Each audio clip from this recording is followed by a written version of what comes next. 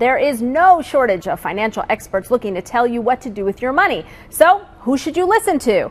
Our guest says none of them. Nicole Lapin, a former CNBC anchor and the CEO of Nothing But Gold Productions, is here with some advice on how to succeed financially by ignoring all of the conventional advice. And it was hard, but you have to try. You have to try. Put your blinders on. Okay, so the first thing, one thing that we hear every single financial guru tell us is skip the latte because you can use that money toward your savings. And you say, go ahead and have the coffee. Have the latte. You're worth it, like L'Oreal says. It kills me when financial experts say by killing a small indulgence, by killing a small pleasure, you're automatically going to fix your financial woes. It's maddening because when you think about saving $1,500 a year, and that's what a lot of financial experts will tell you you're saving, that doesn't automatically fix everything and make you a millionaire. They will say that calculating $5 a day will make you a millionaire if you save it over 40 years and get a 10% return. Well, guess what? That doesn't mean you're not going to spend it somewhere else. And also think of yourself as someone who has billable hours, like an attorney.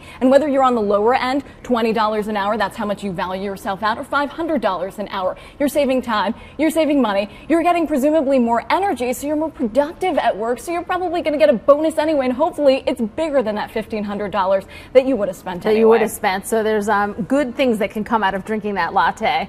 All right. Don't invest in your 401k. This is one that you hear everybody. I don't think I've heard anybody tell us not to do that because they really focus on like the free money element of it, the employer match that you're going to get. And so how could you not put your money in there? But not everybody has an employer match. You have to remember that. Especially now. Especially now. And there are ridiculous fees. There are ridiculous commissions. You have to remember that letting your employer invest your money is letting your employer invest your money. And even if you're on a fast track, even if you're investing in stocks, remember you're susceptible to all of the whims of the stock market. So when you see the Dow up, when you see the Dow down, you need a Valium these days. That is all your nest egg. That is all your money. And think about it over time. You have the inflation risk. So if you're looking at the macro picture, perhaps some of those net gains are going to be negated by the risk of inflation. And remember, there is an old adage that I love so much. Money in your pocket is better than promises that can't be kept any day. And the uncertainty in this environment is a promise that can't be kept. So what should we do with that money? Stuff it in the mattress? Put it in a savings account? Please don't stuff it in the mattress, but invest it in yourself. Let's say you want to one day become a French professor and you want to add that on as a second job. Well, invest in yourself and take a French class right now because that could pay a lot more dividends later on. Got it. Okay.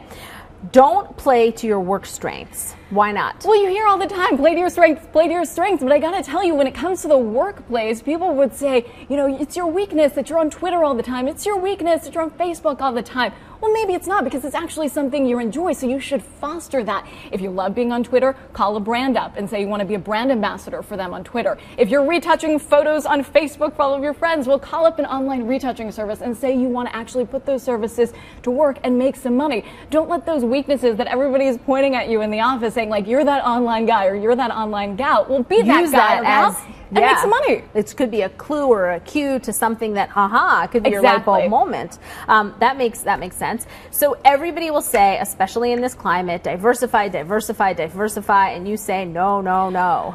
It's a no, no, no. It just doesn't mean it's the end-all, be-all. Because when you're thinking of asset allocation and you're thinking of diversification, you hear a lot of experts say that is the magic cure. Well, it's not necessarily, because if you have 20 different individual stocks and you're totally diversified, if all of those 20 individual stocks are duds, guess what?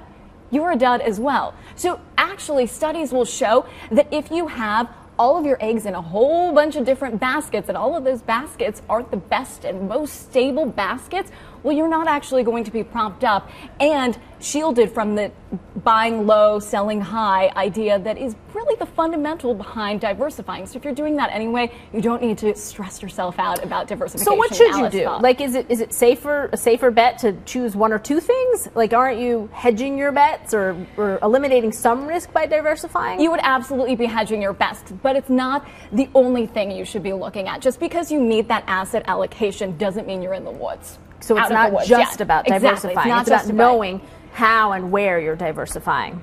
All right. Some people will say investing in real estate is the safest bet. It's their biggest investment. And you say, not right now, perhaps renting is the way to go. Well, you hear this all the time as well. You know, putting a down payment down on your house is probably the surefire way, a lot of financial experts will say, to increase your net worth. But we saw the roller coaster ride that the housing market is just went through right now. And that's just not the case. It's time to take a closer look at renting, because there are so many hidden costs that you don't necessarily think about in terms of renovations or maintenance costs that are not going to be in place if you are renting. So take another look at renting. We also don't necessarily know what the values are these days. And if you're wrapping up all of your money in that illiquid asset, then you're not necessarily investing in other places. You're not necessarily investing in yourself. We talked about pay dividends much later on. I think that's good news to a lot of people who are renting and worry that, I'm throwing all this money out the window by renting, but perhaps they're not. And in this time. There's a lot more leverage these days as well when you're negotiating those rents versus negotiating a mortgage. Sure. But think about the bigger things, and that's a bigger purchase. Don't stress yourself out over that latte or the lipstick that are actually the small indulgences, because it's a lot like dieting on money. You're more susceptible to binging later. So get that latte, focus on the house as well.